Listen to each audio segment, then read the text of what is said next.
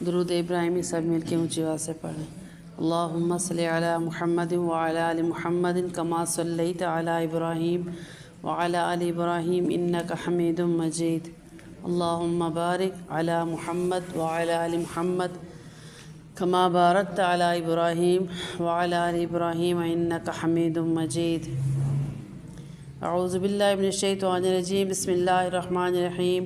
رب اشرح لی صدری ویسر لی امری واحلل عقدۃ من لسانی یفقہوا قولی رب زدنی علما۔ الحمدللہ 8واں روزہ، اور اللہ تعالیٰ کی توفیق سے 8واں روزہ ہے جی 8واں روزہ ہے، اور الحمدللہ اللہ تعالیٰ ہی کی توفیق سے ہم آج 11 سپارے کا دوسرا نصف اور 12 پارہ پورا اس 1.5 پارے کا خلاصہ سمجھنے کی کوشش کرتے ہیں۔ سورہ یونس جاری تھی ہماری، اور سورہ یونس کے دوسرے نصف میں اللہ تعالیٰ نے توحید کا بیان فرمایا، جس میں اللہ سوالیہ انداز میں ہم سے پوچھتے ہیں اور یہ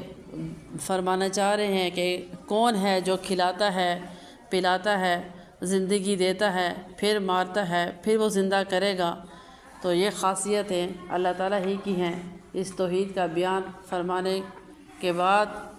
شرک کا رد اس میں آتا ہے کہ تاکہ جو مشرکین ہیں وہ شرک سے ہٹ جائے اور اللہ ہی کو وحدہ لا شریک مانے۔ تو اس بارے میں اللہ تعالیٰ نے منکرین کو کچھ چیلنج کیا ہے، جو منکر لوگ تھے ان کو چیلنج ہے، جس میں ایک تو یہ کہ ان کو اللہ نے یہ فرمایا کہ قرآن کے اگر منکر ہو، انکار کرنے والے ہو، تو اس قرآن جیسی ایک کتاب بنا لو۔ دوسرا چیلنج یہ تھا کہ قرآن پاک جیسی کتاب نہیں لا سکتے تو کم از کم 10 صورتیں ہی، یعنی 10 آیات ہی، اس میں سے جیسے 10 آیتیں ہیں وہ بنا لو۔ قرآن کو نہیں مانتے اور کہتے ہو کہ نعوذ باللہ یہ اللہ کے نبی کا کوئی من گھڑت کلام ہے، کبھی شاعر کہتے، کبھی مجنوں کہتے، تو تم اس جیسی کوئی 10 آیتیں ہی بنا کے لے آؤ۔ تیسرا چیلنج یہ تھا 10 نہیں تو 1 آیت ہی قرآن پاک کی جیسی بنا کے لے آؤ، جیسے اللہ نے فرمایا کہ قل فأتوا بسورۃ من مثلہ ان کنتم صادقین، 1 سورت ہی بنا کے لے آؤ اگر تم سچے ہو۔ ان 3 چیلنج میں جو دوسرے نمبر پہ ہے وہ اس کا ذکر اللہ تعالیٰ نے یہاں فرمایا، اس صورت میں فرمایا ہے کہ 10 آیتیں بعشر سور مثلہ بنا کے لے آؤ اگر تم سچے ہو۔ لیکن کہاں قرآن پاک کے ایک لفظ جیسا ہی کوئی نہیں بنا سکتا۔ اور کافروں نے یہ نبی اکرم صلی اللہ علیہ وسلم پہ تقاضا کیا کہ قیامت کب آئے گی، بار بار یہ سوال کرتے تھے، متی ھذا الوعد ان کنتم صادقین، کب آئے گا وہ وعدے کا دن جو آپ ہمیں بتاتے رہتے ہیں، اگر آپ سچے ہیں تو بتائیں۔ اللہ تعالیٰ نے نبی اکرم صلی اللہ علیہ وسلم کی زبان مبارک سے یہ فرمایا کہ آپ ان سے کہہ دیجئے کل کہ میں لا املک لنفسی ضرا ولا نفعا، میں تو اپنے آپ کو نفع نقصان کا بھی ذمہ دار نہیں ہوں، مالک نہیں ہوں، اور پھر مجھے قیامت کا کیسے پتہ ہوگا، تو اللہ تعالیٰ کے علم میں ہے۔ اب دیکھیں پیغمبر کے بارے میں اللہ تعالیٰ واضح فرما رہے ہیں، حالانکہ پیغمبر کی شان اللہ تعالیٰ نے کتنے پچھلے سپاروں میں بیان فرمائی ہے، لیکن یہ اختیار اللہ تعالیٰ نے اپنے ہاتھ میں رکھا ہے کہ عالم الغیب اللہ تعالیٰ ہی کی ذات ہے، اور خود پیغمبر کی زبان مبارک سے اللہ تعالیٰ نے یہ کہوایا کہ آپ فرمائیں، ان سے کہیں قل لا املک لنفسی ضرا ولا نفعا، میں اپنے آپ کو نفع نقصان نہیں دے سکتا، تو پھر قیامت کے دن کا مجھے کیسے پتہ ہوگا، یہ اللہ تعالیٰ کے علم میں ہے۔ ہاں یہ بات فرمانے کے لیے اللہ تعالیٰ نے قرآن پاک بھی اتارا، اور نبی علیہ الصلوۃ والسلام سے بھی یہ فرمایا کہ قیامت ضرور آئے گی، اس میں کوئی شک نہیں، وہ دن ضرور آئے گا جب اللہ تعالیٰ نے فیصلہ کرنا ہے کافروں میں، مسلمانوں میں، اور مسلمانوں کے اپنے اعمال کا بھی۔ فیصلے کا دن اٹل ہے، جس طرح موت اٹل ہے، نہیں ٹل سکتی، اس طرح فیصلے کا دن بھی ضرور آنا ہے، لیکن کب آنا ہے یہ اللہ کے علم میں ہے۔ تو اسی سورہ میں، سورہ یونس میں اللہ تعالیٰ نے کچھ انبیاء کرام کا ذکر بھی فرمایا، جن میں حضرت نوح علیہ السلام تھے، حضرت ابراہیم علیہ السلام، حضرت موسیٰ علیہ السلام، اور بہت سے اور پیغمبر بھی، اور اسی طرح موسیٰ علیہ السلام کا کچھ تفصیل سے فرمایا ہے، اور آگے چل کے اسی پارے کے میں اور 12 پارے میں بھی سورہ یوسف آتی ہے، اس کا بھی تفصیل سے حضرت یوسف علیہ السلام کا ذکر ہے۔ تو اس میں اللہ تعالیٰ نے موسیٰ علیہ السلام اور فرعون کے بارے میں جو فرمایا، نوح علیہ السلام کی قوم میں اللہ نے یہ فرمایا کہ نوح علیہ السلام کی قوم پہ عذاب آیا، اور اسی طرح باقی جو انبیاء کے منکر تھے ان کی قوموں نے جو ان کے ساتھ سرکشی والے معاملات فرمائے، ان قوموں کا بھی ذکر ہے کہ اللہ تعالیٰ نے پھر ان کی سرکشی کی جب ہاتھ سے نکل گئے، ضد میں ہاتھ سے نکل گئے، تو اللہ تعالیٰ نے کیا ان پہ عذاب نازل فرمائے۔ اور موسیٰ علیہ السلام فرعون کے ساتھ جو ان کا مقابلہ ہوا، اور فرعون نے جب وہ غرق ہونے لگا تو اس نے اس وقت ایمان قبول کیا۔ تو اس میں اللہ تعالیٰ نے اس بارے میں ہمیں یہ بھی فرمایا سورہ یونس میں کہ مرتے وقت جو توبہ ہوتی ہے، مرتے وقت کی جو توبہ ہوتی ہے، ایمان لانا ہوتا ہے، وہ قابل قبول نہیں ہوتا، کیونکہ اس وقت موت نظر آ رہی ہوتی ہے، موت کے فرشتے کی آمد محسوس ہو رہی ہوتی ہے، تو اس وقت جو توبہ ہوتی ہے وہ قبول نہیں ہوتی۔ موت سے پہلے توبہ کا خیال بھی اللہ تعالیٰ قبول فرما لیتے ہیں، گمان بھی، کہ ایک بندہ کو توبہ کرنے کے لیے خیال کرے، دل میں تصور کرے،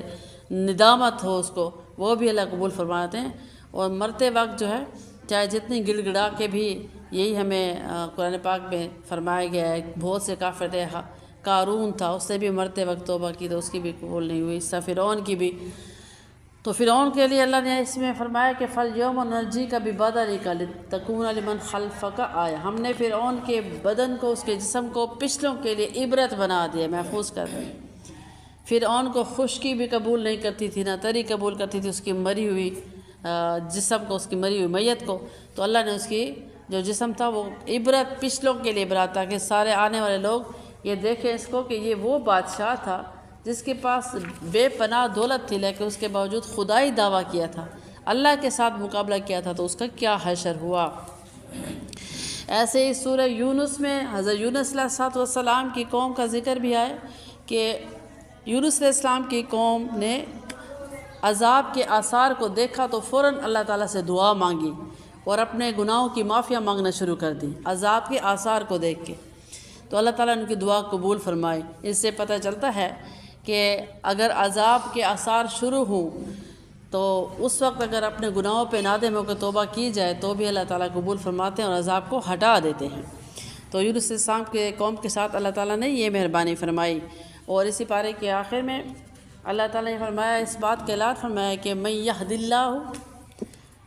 فإنما یہتدی نفسی، جس کو اللہ تعالیٰ ہدایت دیتے ہیں تو اس کی یہ ہدایت اس کی اپنے لیے فائدہ مند ہوتی ہے، اور جس کو اللہ گمراہ کرتے ہیں تو وہ کبھی ہدایت کی طرف نہیں آ سکتا۔ تو ہدایت ایک ایسا ہیرا ہے جو اللہ تعالیٰ اپنے خاص بندوں کو عطا فرماتے ہیں۔ کبھی کبھی یہ ہدایت انبیاء کے گھروں میں بھی نہیں ہوتی۔ حضرت نوح علیہ السلام کی جو اپنا بیٹا تھا وہ نافرمان تھا، جب سیلاب آیا تو آگے اس بارے میں ان کا مفصل ذکر آئے گا کہ حضرت نوح علیہ السلام نے اپنے بیٹے کی پناہ چاہی لیکن ان کو پناہ اللہ کی طرف سے نہیں ملی۔ تو ایسے ہی ہمارے نبی اکرم صلی اللہ علیہ وسلم کے چچا ابو طالب نے کتنی محبت سے آپ کی پرورش فرمائی، کتنا پیار کیا، لیکن وہ ایمان نہیں لے آئے، نبی کے گھر میں ہی ان کو ہدایت نہیں مل سکی۔ تو ہدایت اللہ تعالیٰ کے ہاتھ میں ہے اور اپنے خاص بندوں کو عطا فرماتے ہیں۔ اگلی سورہ ہود ہے۔ سورہ ہود حروف مقطعات سے شروع ہوتی ہے اور 12 پارہ کے شروع میں ہی سورہ ہود آ رہی ہے، جس میں اللہ تعالیٰ نے کچھ ایسے الفاظ فرمائے ہیں کہ انسان کو اپنے کسی چیز کا بھی پتہ نہیں ہے کہ وہ کتنا رزق کھائے گا، کہاں رہے گا، اس کے کہاں ٹھکانہ ہوگا، موت زمین کے کس حصے میں اس کو آنی ہے، اس کا اللہ نے ذکر فرمایا۔ اور سورہ ہود کے بارے میں اللہ تعالیٰ نے نبی اکرم صلی اللہ علیہ وسلم یہ فرمایا کہ کچھ صورتیں ایسی ہیں جن کی وجہ سے میں غمگین ہو جاتا ہوں، ان میں ایک سورۃ ہود ہے، ایک 29 پارے کی جو آخری سورت ہے وہ ہے، تو سورۃ ہود بھی ان میں آتی ہے۔ اور بعض روایات میں یہ ہے احادیث میں کہ آپ صلی اللہ علیہ وسلم کے سر مبارک بہت پیارے بال تھے اور کالے رنگ کے بال، آخر تک ان کے سر کے بال کالے ہی رہے، گنتی کے 1-2 بال سفید ہوئے تھے، 63 سال کی عمر تک ان کے 1-2 بال سفید ہوئے تھے۔ تو صحابہ کرام کی جب نظر پڑی تو پوچھا کہ آپ صلی اللہ علیہ وسلم کے بالوں کی خوبصورتی ہے کہ سفیدی نہیں آئی، صرف 1-2 بال ہیں، تو فرمایا کہ وہ 1-2 بال بھی کچھ صورتوں کے غم کی وجہ سے ہیں، جن میں سورۃ ہود بھی ہے، کیونکہ سورہ ہود میں جو قوم نافرمان تھی ان کے عذاب کا ذکر ہے۔ تو آپ صلی اللہ علیہ وسلم غمگین ہو جاتے تھے اپنی امت کے بارے میں کہ کہیں میری امت کے ساتھ یہ معاملہ نہ ہو، میری امت ان گناہوں کی طرف نہ چلی جائے، ان کے ساتھ اللہ تعالیٰ کا یہ معاملہ نہ ہو۔ تو سورہ ہود میں بھی انبیاء علیہ السلام کا ذکر ہے، جس میں حضرت نوح علیہ السلام، حضرت لوط علیہ السلام، حضرت ابراہیم علیہ السلام اور حضرت شعیب علیہ السلام، اور حضرت شعیب علیہ السلام کے بعد پھر مفصل واقعہ ہے حضرت یوسف علیہ السلام کا۔ تو نوح علیہ السلام کا جو یہاں پہ ذکر ہے وہ اس طرح ہے کہ جب اللہ تعالیٰ نے ان کی قوم کو عذاب دینے کا ارادہ کیا، کیونکہ وہ بھی 950 سال تک دعوت دیتے رہے، 950 سال، تو نہ آئی مٹھی بھر لوگ تھے ایمان لانے والے۔ سیلاب کی صورت میں ان پہ جب عذاب آیا، اس سے پہلے اللہ تعالیٰ نے نوح علیہ السلام کو حکم دیا کہ آپ ایک کشتی تیار کریں جس میں 2 جوڑے جانوروں کے، پرندوں کے بٹھائیں، اپنے ساتھ ماننے والوں کو بھی سوار کریں۔ وہ کشتی انہوں نے بنائی تو ساتھ گزرنے والے لوگ ان پہ ہنسا کرتے تھے، جو منکرین تھے، انکار کرنے والے، وہ ہنسا کرتے تھے کہ یہ آپ کیا کر رہے ہیں۔ تو انہوں علیہ السلام کو تو پہلے سے اللہ تعالیٰ نے یہ اطلاع دے دی تھی کہ آپ اپنی حفاظت کے لیے کشتی تیار کریں، کیونکہ سیلاب اتنا آیا کہ جو پہاڑوں کی چوٹیاں تھیں وہ بھی ڈوب گئی تھیں۔ تو نوح علیہ السلام نے اللہ تعالیٰ سے التجا کی کہ میں اپنے بیٹے کو بھی اس میں بٹھا سکتا ہوں، تو اللہ تعالیٰ فرمایا کہ نہیں، بیٹا آپ کے اہل میں سے نہیں ہے، لیس لک من اہلک، اس کو آپ اپنا گھر والا نہ سمجھیں، کیونکہ وہ گھر والے وہ ہوتے ہیں جو ایمان والے ہوں۔ تو یہ اللہ تعالیٰ نے فرما دیا کہ جن کے ساتھ خونی رشتہ ہو لیکن ان کے دل میں اللہ تعالیٰ کی محبت نہیں ہے، ایمان والے نہیں ہیں، تو اللہ نے ان کو اہل ہی نہیں فرمایا کہ اہل وہ ہیں جو آپ پہ ایمان لیں، ان سے محبت کریں، ان کو بٹھائیں اپنے ساتھ۔ تو گھر میں اگر بیٹا بھی نافرمان تھا تو اس کی بھی اجازت نہیں ملی عذاب سے بچنے کی، اور وہ آگے سے کہنے لگا کہ میں پہاڑ کی چوٹی پہ چڑھ جاؤں گا، اگر عذاب آئے گا بھی سیلاب کی صورت میں تو میں بچ جاؤں گا۔ بس وہ یہ الفاظ کہہ رہا تھا کہ اللہ تعالیٰ نے ایک ایسی لہر بھیجی جو چوٹی تک پہنچ کے اس کو لے ڈوبی۔ تو اللہ تعالیٰ کے زور کے آگے تو کسی کا بس نہیں چلتا۔ تو نافرمان تھا، مشرک تھا، شرک کرنے والا تھا۔ ایسے ہی لوط علیہ السلام کی جو بیوی تھی وہ بھی نافرمان تھی۔ ایک لوط علیہ السلام کا ذکر ہے کہ ان کی بیوی مشرکہ تھی، اور ایک نوح علیہ السلام کی بیوی مشرکہ تھی۔ تو لوط علیہ السلام کی قوم پہ بھی جب عذاب آنے لگا تو اللہ تعالیٰ نے ان کو بھی یہ فرمایا کہ آپ راتوں رات اپنے ماننے والوں کو ساتھ لے کے نکل جائیں، اپنے گھر والوں کو بھی لے کے نکل جائیں، سوائے اپنی بیوی کو، اس کو ساتھ نہیں لینا۔ تو رشتے ایمان پہ قائم ہوتے ہیں، نہ کہ خون پہ قائم ہوتے ہیں۔ جو ایمان کی محبت ہوتی ہے وہ خون کی محبت سے زیادہ ہوتے ہیں۔ اب یہاں ہم اکٹھے ہو کے بیٹھے ہیں آپس میں، ساری بہنیں، ہمارا آپس میں کیا رشتہ ہے؟ صرف ایمان اور کلمے والا، کہ ہم مسلمان بہنیں ہیں اور ہمیں اس کلمے کی بنیاد پہ ایک دوسرے سے محبت ہے درمیان میں۔ حج کے موقع پہ دیکھیں کتنی دنیا وہاں پہ اکٹھی ہوتی ہے، کسی کا کسی کے ساتھ کوئی رشتہ نہیں ہوتا، خونی تعلق نہیں ہوتا، بہت کم ہوتا ہے جو فیملی گئی ہوتی ہے اکٹھے، لیکن پوری دنیا جو اکٹھے ہوتے ہیں وہ ایک کلمے کی بنیاد پہ اکٹھے ہوئے ہوتے ہیں، ایک اللہ کی عبادت کرنے کے، اس کے ایک گھر کی طواف کرنے کے لیے۔ تو یہ جو ایمان والا رشتہ ہے، اللہ تعالیٰ نے ان واقعات سے درس ہمیں دیا ہے کہ ایمان والا رشتہ زیادہ مضبوط ہے بجائے خون کے رشتے کے۔ تو جس سے بھی محبت کرنی چاہیے اللہ کی رضا کے لیے، نفرت کرنی چاہیے تو بھی اللہ کی رضا کے لیے۔ تو ابراہیم علیہ السلام کا یہ ذکر ہے کہ ابراہیم علیہ السلام کو جو خوشخبری دی گئی، ان کو بڑھاپے میں اولاد ملی، اللہ تعالیٰ سے انہوں دعا کی، پھر فرشتے آئے ان کو خوشخبری دینے کے لیے، اس کا ذکر بھی 12 پارے میں۔ تو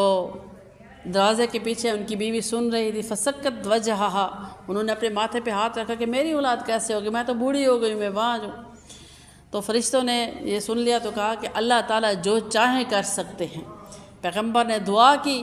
تو آگے اللہ تعالیٰ کا کام ہے قبول کرنا اور اسباب پیدا کرنا۔ تو اللہ تعالیٰ نے ان کو بڑھاپے میں اولاد کی خوشخبری سنائی۔ پھر ابراہیم علیہ السلام نے ان فرشتوں سے یہ پوچھا کہ آپ کا کیسے آنا ہوا، تو انہوں نے پھر یہ بتایا کہ لوط علیہ السلام کی قوم انتہائی نافرمان ہو چکی ہے، تو ان کو ہم نے عذاب دینے کے لیے اللہ تعالیٰ نے ہمیں بھیجا ہے۔ تو یہ اللہ تعالیٰ نے 12 پارے میں اس کا ذکر فرمایا کہ کیسے لوط علیہ السلام جو کی قوم تھی وہ ہم جنس، ان میں بیماری تھی ہم جنسی کی، تو اس سے وہ بہت منع کرتے رہے ان کو کہ اس گندگی سے دور رہو۔ پھر بیٹیوں کا فرمایا لوط علیہ السلام نے کہ میرے گھر میں بیٹیاں ہیں تو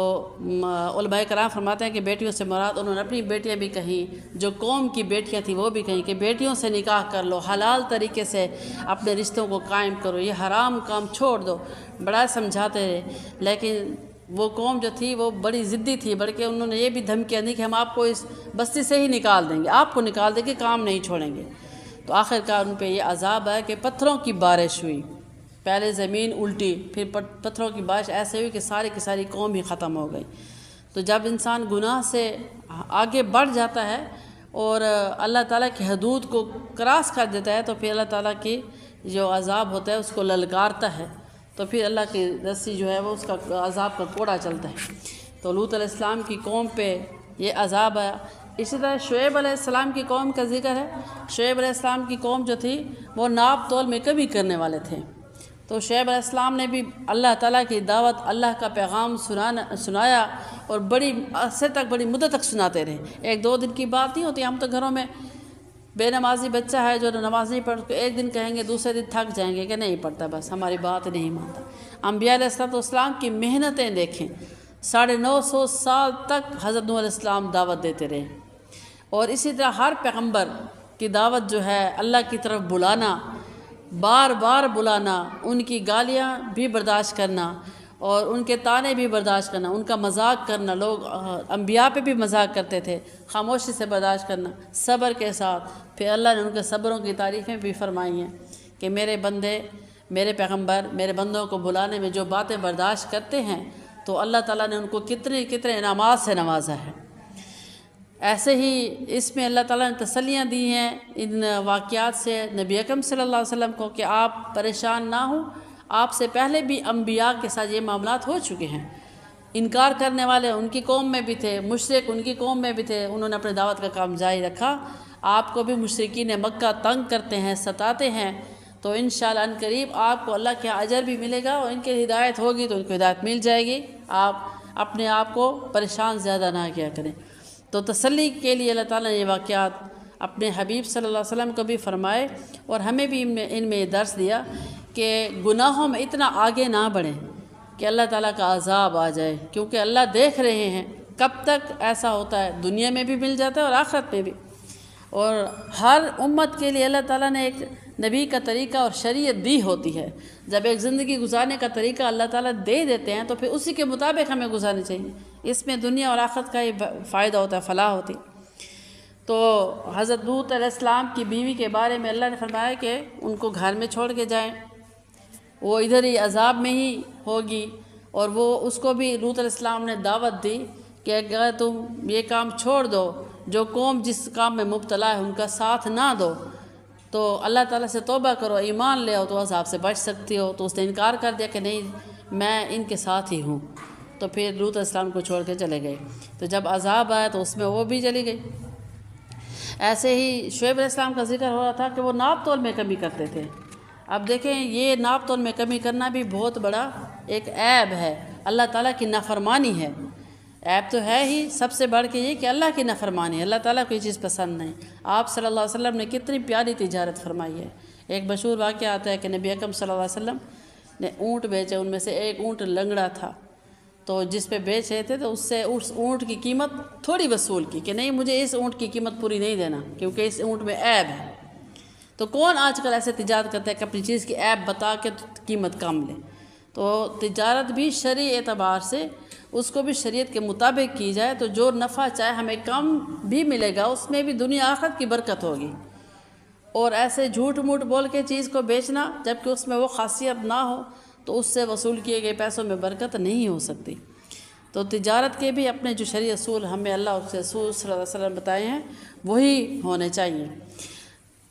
اگر کسی کی آخرت پہ نظر ہوگی تو دنیا کا کم نفع بھی اس کو نقصان نہیں دے گا، اس کی آخرت پہ نظر ہوگی کہ چلے میرا جو کم ہوا ہے نفع، لیکن اللہ تعالیٰ کی رضا تو حاصل ہو گئی نا، اس جہان کا گناہ تو میں نے اپنے سر نہیں لیا جس کی اتنی طویل زندگی ہے۔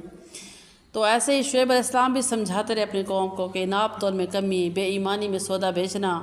یہ چھوڑ دو۔ جب وہ انہوں نے نہ چھوڑا تو پھر اللہ تعالیٰ کا ان پہ بھی عذاب ہے، اس قوم پہ بھی۔ اسی میں اللہ تعالیٰ نے آگے سورہ یوسف 12 پارے کے آخر میں ہے سورہ یوسف میں کچھ احوال ہے جو 12 پارے میں ہے، باقی کا جو ہے وہ 13 پارے میں شروع ہوتی ہے، تو جتنا 12 پارے میں اتنا ہم پڑھ لیتے ہیں۔ حضرت یوسف علیہ السلام کو اللہ تعالیٰ نے بے پناہ حسن سے نوازا تھا۔ نبی اکرم صلی اللہ علیہ وسلم جب معراج پہ تشریف لے گئے تو واپس آ کے فرماتے تھے کہ دنیا میں اللہ تعالیٰ نے آدھا حسن حضرت یوسف علیہ السلام کو دیا اور آدھا پوری دنیا میں بانٹا ہے۔ تو ایسے ہی یوسف علیہ السلام حضرت یعقوب علیہ السلام کے بیٹے تھے، وہ بھی پیغمبر تھے۔ تو حضرت یعقوب علیہ السلام کے 11 بیٹے تھے، ایک حضرت یوسف علیہ السلام اور ایک ان کے چھوٹے بھائی بنیامین، یہ 2 بھائی تھے۔ باقی کے جو سوتیلے بھائی تھے وہ بھی یوسف علیہ السلام کے بیٹے تھے، لیکن ان کے سوتیلے بھائی تھے۔ وہ بھائی یوسف علیہ السلام سے حسد محسوس کرتے تھے، کیونکہ یہ والد کے بہت پیارے تھے۔ ماں باپ کی فطرت ہوتی ہے کہ کوئی ایک بچہ دل کے زیادہ قریب ہوتا ہے، اس بچے کی اپنی کوئی خوبی ہوتی ہے، یا اس کی فرما برداری ہوتی ہے، اطاعت ہوتی ہے، یا کبھی نہیں بھی ہوتی، نافرمان بچہ بھی زیادہ پیارا ہوتا ہے۔ تو اس بات پہ جو والدین ہوتے ہیں وہ بے بس ہوتے ہیں، ان پہ کوئی اللہ تعالیٰ کی پکڑ وغیرہ نہیں ہوتی۔ اللہ نے دل میں رکھی ہے ایک طرف میلان، پکڑ اس وقت آتی ہے جب اولاد میں کھانے پینے کپڑے لینے دینے میں فرق کریں والدین، تو جو محبت کا میلان ہے وہ اللہ کی طرف سے ہوتا ہے۔ تو حضرت یعقوب علیہ السلام کا جو دلی میلان تھا یوسف علیہ السلام کے ساتھ تھا، اور بھائیوں کو اس چیز سے حسد محسوس ہوتا تھا۔ یوسف علیہ السلام نے بچپن میں خواب دیکھا اور اپنے والد سے اس کا اظہار فرمایا کہ ابا جان، میں نے خواب دیکھا ہے کہ سورج چاند ستارے، اور ستاروں کی تعداد بھی فرمائی کہ 11 ستارے ہیں، سورج اور چاند ہے، وہ مجھے سجدہ کر رہے ہیں۔ ایک تعظیمی سجدہ جو ہوتا ہے وہ اس شریعت میں جائز تھا، ہماری شریعت میں تعظیمی سجدہ تک جائز نہیں ہے کہ کسی کا بھی سر جھکا کے پاؤں چھوئے جائیں۔ اس شریعت میں جائز تھا، تو انہوں نے فرمایا کہ میں نے دیکھا ہے کہ سورج چاند اور 11 ستارے سجدہ کریں۔ یعقوب علیہ السلام تعبیر کو سمجھ گئے اور دل میں سوچا کہ یہ میرے بیٹے کو بہت بڑی عظمت ملنے والی ہے قریب، اور فرمایا بیٹا اس خواب کا ذکر اپنے بھائیوں سے نہ کرنا، کیونکہ وہ ویسے بھی حسد کرتے ہیں تو آپ کو نقصان نہ پہنچا لیں۔ تو کچھ مدت کے بعد یوسف علیہ السلام کے بھائی آئے اور والد سے فرمایا کہ ہم تھوڑا کھیلنے جاتے ہیں جنگل میں، اور چاہتے ہیں کہ اپنے بھائی کو بھی ساتھ لے لیں، آپ ہمیشہ اس کو ساتھ رکھتے ہیں، کبھی ہمارے ساتھ بھی اس کو کھیلنے کے لیے بھیجا کریں۔ تو یعقوب علیہ السلام نے کہا کہ نہیں، میں ایسا نہیں کر سکتا، اور تم کس اس بات کی ضمانت دیتے ہو کہ یہ واپس آئے گا یا تم واپس اس کو لے آؤ گے؟ آخر والد تھے، والد جو ہوتے ہیں اللہ تعالیٰ عالم الغیب ہے، لیکن ماں باپ کے اندر اللہ تعالیٰ یہ حص دیتا ہے کہ اولاد کو پہچان لیتے ہیں، بھانپ لیتے ہیں۔ اس کا مطلب ہرگز یہ نہیں ہوتا کہ عالم الغیب تو اللہ تعالیٰ کی ذات ہے، ماں باپ کو اگلی بات کیسے پتہ چل جاتی ہے؟ اللہ تعالیٰ نے ان کے اندر یہ حص رکھی ہوتی ہے۔ جیسے جنات کے بارے میں ایک دفعہ میں نے آپ سے یہ عرض کی تھی کہ جنات جو ہوتے ہیں ان کو پچھلے جو ماضی کے حالات ہوتے ہیں وہ اللہ تعالیٰ نے ان کے اندر یہ رکھا ہوتا ہے کہ وہ جان جاتے ہیں ہر بندے کا۔ تو والدین جو ہوتے ہیں وہ بھی ان کے اندر یہ حص رکھی ہوتی ہے اولاد کا، کیا وہ ارادہ ہے، کس ارادے سے آئی ہے، کیا بات کرنا چاہ رہے ہیں، ماں باپ سمجھ جاتے۔ تو حضرت یعقوب علیہ السلام نے بھی یہ کہا کہ میں آپ کے ساتھ بھیجوں، لیکن مجھے یقین نہیں ہے کہ میرے بچے کو کوئی نقصان نہ پہنچے۔ انہوں نے اس بات کی گارنٹی دی، ضمانت دی بھائیوں نے کہ نہیں، ہم اس کو انشاءاللہ آپ کے پاس لے کے آئیں گے۔ اور رات کے ٹائم عشاء کے وقت جب حضرت یعقوب علیہ السلام اپنی عبادت میں مصروف تھے تو وہ روتے ہوئے آئے کہ آپ ہمارے بھائی کو ہمارے ساتھ نہیں بھیجتے تو بھیج دیں، ہم صبح لے جائیں گے اس کو۔ تو آپ نے اجازت دے دی۔ یوسف علیہ السلام کو جب وہ لے گئے تو ان کا ارادہ تو یہ صحیح نہیں تھا، ارادہ یہی تھا کہ ہم اس کو ساتھ لے جائیں گے اور کسی کنویں میں پھینک دیں گے۔ کنویں میں تو جو بھی پھینکا جاتا ہے تو وہ بس سمجھو کہ وہ مر گیا، اور کنواں بھی ایسا انہوں نے ڈھونڈا جس میں پانی کم اور وہ خشک کنواں تھا اور نوکیلے سے پتھروں سے بھرا ہوا، آس پاس نوکیلے پتھر بھرے ہوئے، کانٹے اس طرح کے، جس میں زندگی کے بچنے کے کوئی چانس ہی نہیں تھے۔ تو وہ ساتھ لے گئے۔ یوسف علیہ السلام کو کہا کہ ہمیں پیاس لگے، جاؤ ذرا پانی لے کے آؤ، اور پانی لینے گئے تو پیچھے بھائیوں نے دھکا دے دیا، پہلے اس کا کرتا اتارا اور پھر پانی دینے کے بہانے جب بھیجا تو ان کا دھکا دے کے ان کو نیچے گرا دیا اس طرح، اور ان کے کرتے کو ایک بھیڑیے کے خون سے رنگ دیا۔ اور رنگنے کے بعد یہ آپس میں منصوبہ بنایا کہ والد کو یہ دکھائیں گے کہ ہمارا دھیان نہیں رہا، ایک بھیڑیا آیا تھا اور یوسف علیہ السلام کو کھا گیا، یہ اس پر دیکھے خون لگا ہوا ہے۔ تو جیسے وہ گھر ہے یعقوب علیہ السلام کو دکھائی ان کی قمیص، ان کا کرتا دکھایا، تو والد ہوتے ہیں وہ سمجھ جاتے ہیں۔ پھر دیکھا ان کے کرتے کو تو خاموش ہو گئے، صبر کیا اور کہا کہ یہ کیسا بھیڑیا تھا جس نے بندہ کھا لیا، کرتا نہیں پھٹا۔ تو جیسے منصوبہ کوئی بناتا ہے تو منصوبہ بناتے ہیں تو ان کی اپنی جو مت ہوتے ہیں وہ ماری جاتی ہے کہ ہم کیا کریں، تو اسی میں وہ خود پکڑے گئے۔ لیکن یوسف علیہ السلام نے فرمایا فصبر جمیل واللہ المستعان علی ما تصفون، بس یہی الفاظ کہے کہ میرے یہاں تو میرے لیے صبر ہی کافی ہے، جو کچھ بھی تم نے میرے بچے کے ساتھ کیا ہے اس پہ میں صبر کرتا ہوں اور اللہ تعالیٰ سے مدد طلب کرتا ہوں کہ اللہ ہی میری مدد فرمائیں گے۔ یعنی ان کی بات پہ یقین نہیں کیا اور صبر کر لیا۔ تو پیغمبروں سے ہمیں اتنی مشکل گھڑی میں بھی صبر کی جو نصیحت ہے وہ ہمیں قرآن پاک دیتا ہے کہ کیسے پیغمبروں پہ آزمائشیں آئیں، انہوں نے کیا کیا صبر کے مظاہرے کیے۔ تو یعقوب علیہ السلام نے صبر کیا اور اللہ تعالیٰ پہ بات چھوڑ دی۔ ادھر یوسف علیہ السلام کی اللہ تعالیٰ نے ایسی حفاظت فرمائی کہ جیسے انہوں نے کنویں میں پھینکا تو کنویں میں فرشتہ پر اٹھا کے ٹھہرا ہوا تھا، وہ پروں پہ بیٹھ گئے، ان کو ایک چھوٹی سی خراش تک نہ آئی۔ ایسے ہی وہاں سے قافلہ گزرا مصر کا، انہوں نے پانی پینے کے لیے جب دیکھا ڈول پھینکا تو پانی تو تھا نہیں، اس ڈول میں بعض روایات میں لکھا ہے کہ یوسف علیہ السلام خود بیٹھ گئے اور بعض میں لکھا ہے کہ فرشتوں نے ان کو ڈول پہ بٹھا دیا۔ رسی کھینچی باہر آئے تو دیکھ کے ان کی آنکھیں کھلی کی کھلی رہ گئی اور وہ کہنے لگے کہ یہ اتنا خوبصورت لڑکا، ایسی خوبصورتی ہمیں دیکھی نہیں، اور ایک دوسرے سے کہنے لگے کہ مصر کے بازار میں لے جاتے ہیں، وہیں اس کی بولی لگائیں گے اور بڑی بھاری قیمت میں یہ بکے گا۔ تو اس وقت یہ رواج تھا کہ غلام بکا کرتے تھے، جو غلام ہوتے تھے وہ منڈی ان کی لگتی تھی اور لوگ آ کے لیتے تھے اپنے گھروں میں کام کرنے کے لیے، غلام جو بھی مالک ہوتا اس کو قیمت دیتے اور غلام لے جاتے۔ اور انہوں نے آپس میں کہا کہ یہ تو اتنا خوبصورت لڑکا ہے، اس کو تو کوئی مصر کے بہت امیر ترین جو امیر ترین فیملی ہوں گی وہ لیں گی، اور خاص طور پر عزیز مصر، جس طرح ہم اپنے بادشاہ کو صدر کہتے ہیں، اس کا نام نہیں دیتے صدر پاکستان، ایسے ہی مصر کا جو بھی بادشاہ ہوتا تھا اس کو عزیز کہتے تھے، تو عزیز مصر ہی اس کو لے گا۔ ایسے ہی لے گئے وہ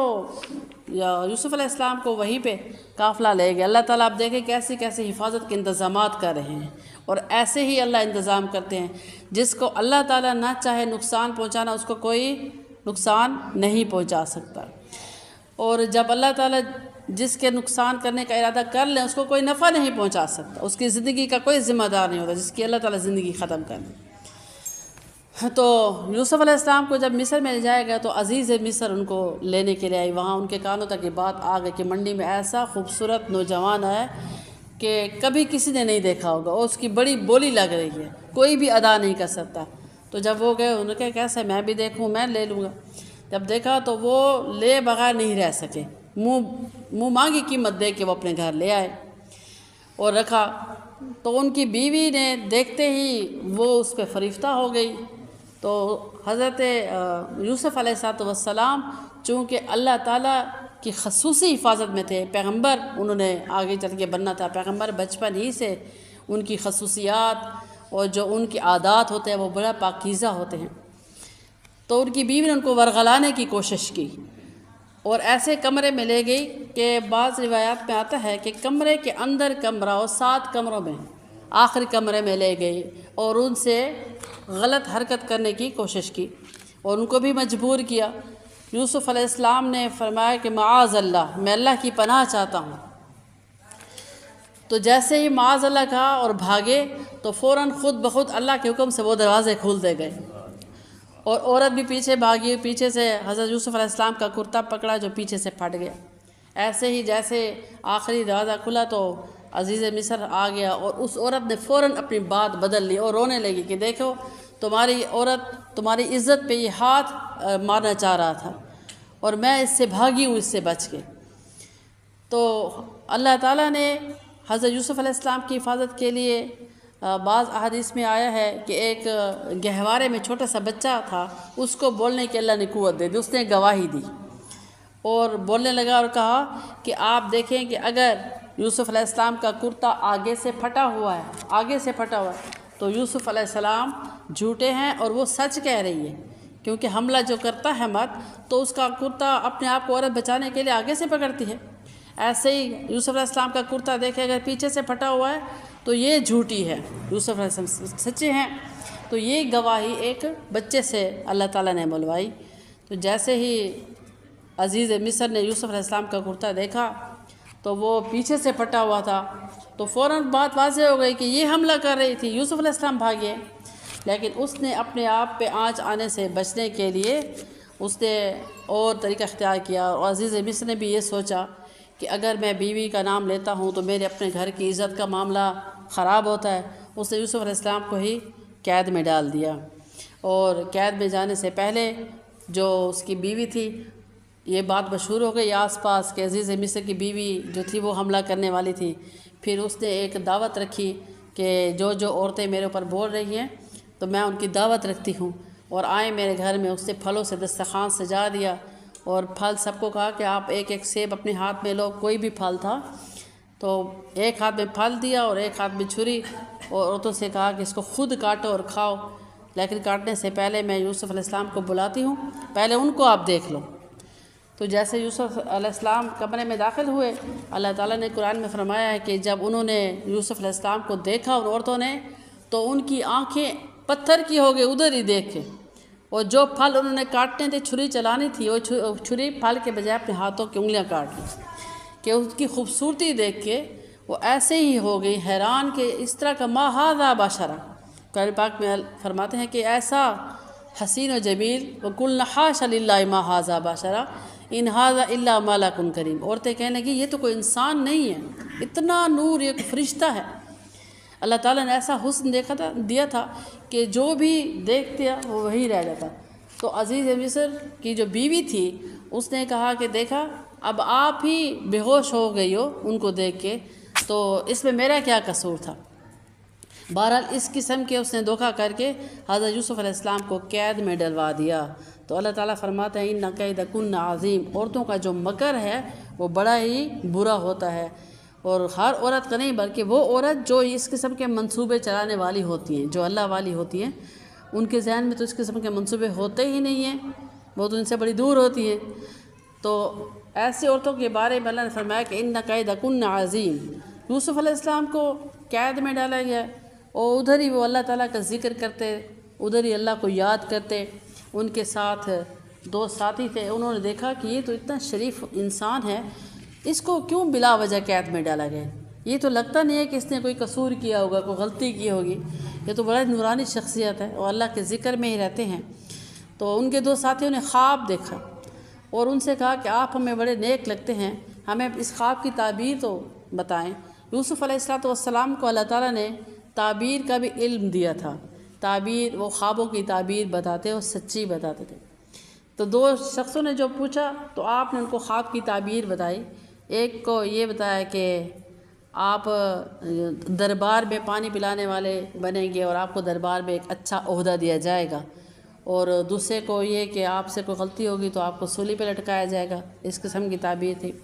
تو جس شخص کو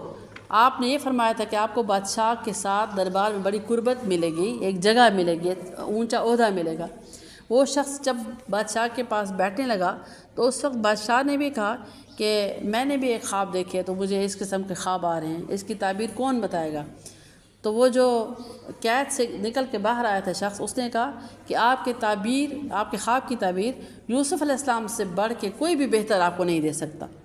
تو بادشاہ حیران رہ گیا کہ یوسف علیہ السلام تعبیر بھی دیتے ہیں، تو فرمایا ہاں، ہم دونوں ساتھیوں کو انہوں نے بڑی اچھی تعبیر دی تھی، میرے تو علم میں بھی نہیں تھا کہ میں رہا بھی ہوں گا اور آپ کے دربار میں بٹھایا جاؤں گا، یہ انہوں نے مجھے بتا دیا تھا خواب کے ذریعے۔ تو دیکھیے اللہ تعالیٰ نے مجھے وہ تعبیر سچ کر دکھائی، آپ کی تعبیر بھی وہی جانیں گے۔ تو بادشاہ نے بھی کوئی اس قسم کا خواب دیکھا تھا کہ ہری ہری بالیاں ہیں وہ جو کھیتوں میں ہوتی ہیں، ان کو گائیں کھا رہی ہیں، اور کچھ خشک گائیں ہیں جو سوکھ گئی ہیں، اس قسم کا اشارہ تھا کہ آپ کے یوسف علیہ السلام نے ان کی تعبیر دی کہ آپ کے ملک پہ قحط آنے والا ہے، کچھ غلہ سنبھال لے اس وقت کے لیے، برے وقت کے لیے، جب کچھ بھی نہیں رہے گا تو گندم سنبھال لے، آپ کے سٹور کر لیں۔ تو یہ ایک اچھی تعبیر سے بادشاہ بڑا خوش ہوا اور فرمایا کہ یوسف علیہ السلام کو لے آؤ اور ان کو میں اپنا وزیر خاص بناتا ہوں۔ تو اللہ تعالیٰ نے دیکھیں بھائیوں نے کیا سوچا تھا کہ جان سے ہی ختم کر دیں گے، اب بھائیوں کی سوچ دیکھیں اور ان کا منصوبہ ادھر ہی اللہ نے غلط کر دیا۔ پھر منڈی میں آئے، منڈی میں آنے کے بعد جب بولی لگی تو سب سے بہترین فیملی جو ملک کا بادشاہ تھا وہ لے کے آئے۔ دراصل اللہ تعالیٰ ان کو لا رہے ہیں تخت و تاج دینے کے لیے، پھر ان کو تعبیر سے بھی نوازا۔ 12 سپارے میں یہاں تک ہے کہ مصر کے بادشاہ نے یوسف علیہ السلام کو اپنے ساتھ رکھا۔